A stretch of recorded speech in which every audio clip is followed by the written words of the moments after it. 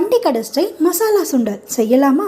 அதுக்கு 150 கிராம் வெள்ளை பட்டாணியை 8 மணி நேரம் ஊற வச்சு அதை ஒரு குக்கரில் சேர்த்துட்டு 1/4 டீஸ்பூன் மஞ்சள் தூள், 1 டீஸ்பூன் உப்பு சேர்த்து பட்டாணி மூழ்கிற அளவுக்கு தண்ணி சேர்த்து குக்கரை மூடி 3லேருந்து 4 விசில் வரைக்கும் பாயில் பண்ணி எடுத்துக்கலாம்.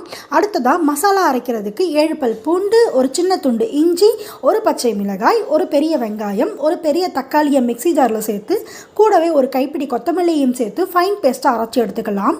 அடுத்ததாக வேக வச்ச பட்டாணியையும் இந்த மாதிரி மசிச்சு எடுத்துக்கலாம். அடுத்ததாக ஒரு வானலில் எண்ணெய் ஊற்றிட்டு 1/2 டீஸ்பூன் ஜீரகம் சேர்த்து பொரிய விட்டதும் அரைச்சி வச்ச மசாலா பேஸ்ட்டையும் சேர்த்துட்டு 1 டீஸ்பூன் மிளகாய்த்தூள், 1 டீஸ்பூன் தனியாத்தூள், 1/4 டீஸ்பூன் கரம் மசாலா சேர்த்து பச்சை வாசனை போகிற அளவுக்கு குக் பண்ணிக்கலாம். அடுத்ததாக மசிச்சு வச்ச பட்டாணியும் இது கூட சேர்த்து தேவையான அளவு தண்ணி ஊற்றிட்டு குக் பண்ணிக்கலாம். இப்போது இது நல்லா கொதிச்சு தண்ணியெல்லாம் சுண்டி வந்ததும் ஒரு பிளேட்டுக்கு ட்ரான்ஸ்ஃபர் பண்ணி சர்வ் பண்ணிடலாம். இப்போ இது ரெடி ஆகிடுச்சு பாருங்கள். அவ்வளோதாங்க, சுவையான மசாலா சுண்டல் ரெடி.